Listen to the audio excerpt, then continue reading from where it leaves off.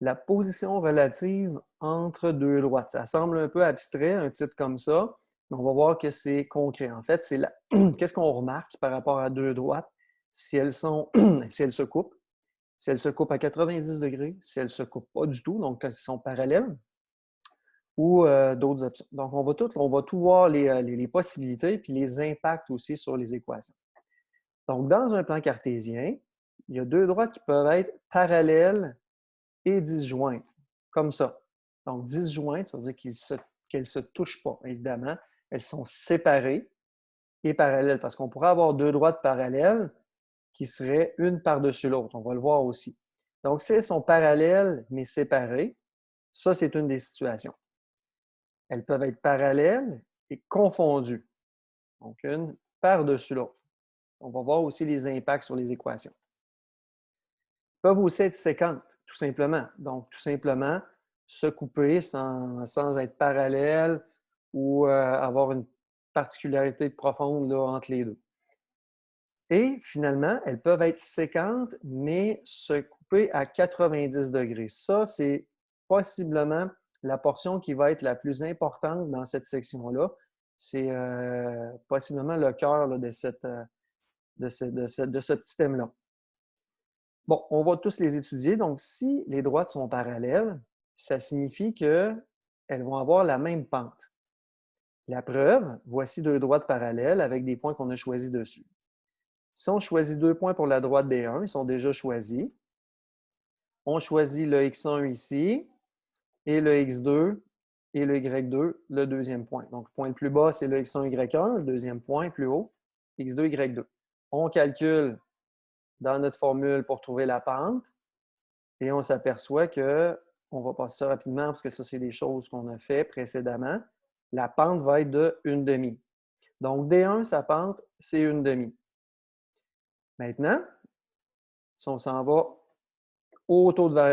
à l'ordonnée à l'origine, sans faire de calcul, ici, on voit que l'ordonnée à l'origine, c'est 4. Donc, avec une lecture graphique, on voit que c'est 4. La pente, c'est 1/2. L'ordonnée à l'origine, c'est 4. Si on fait la même chose avec D2, on prend nos deux points, on calcule la pente, on arrive encore à la même pente, donc 0,5. Par contre, on voit que l'ordonnée à l'origine ici, approximatif, c'est 1,5. Alors, ce qu'on remarque, c'est que quand les deux droites sont parallèles, il y a deux choses à retenir. Ça veut dire qu'elles ont ces équations-là. Puis qu'est-ce qu'on remarque? On va remarquer ici que les pentes sont identiques, mais que les ordonnées à l'origine sont différentes.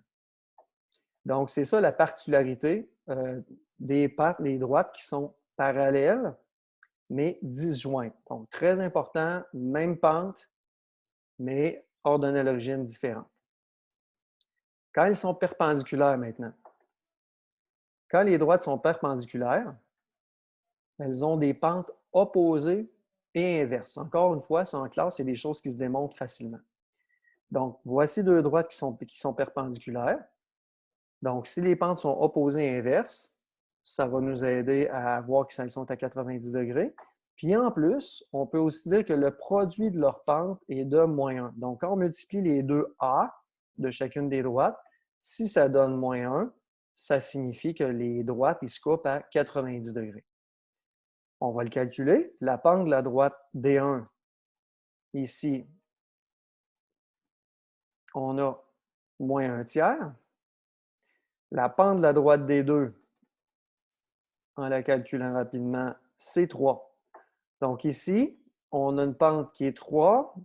Ici, on a une pente qui est -1/3. On s'aperçoit que -1/3 versus 3, c'est l'opposé de 3, donc -3, et l'inverse aussi. Donc, 3 et -1/3, c'est l'opposé et l'inverse. Si maintenant on se prouve à nous-mêmes que le produit des pentes, c'est -1, si on fait -1/3 fois 3, -1/3 fois 3 va donner -1. Alors voilà, c'est ce qui explique un peu le principe puis les particularités des droites qui sont perpendiculaires. C'est une notion qui est très importante là, en secondaire 4 en géométrie analytique. Alors, voilà. Si on terminait une dernière fois avec des droites parallèles qui seraient confondues. Donc, séquentes, ici, si on revient un peu vers l'arrière, parallèles et disjointes, on l'a vu, c'était des droites comme ça. Parallèles confondues, c'est que les deux droites seraient une par-dessus l'autre, donc elles auraient la même pente, mais un départ au même endroit, au même ordonnée à l'origine. Donc là, ils ont la même pente, même ordonnée à l'origine. Parallèles disjointes, même pente, ordonnée à l'origine, différent.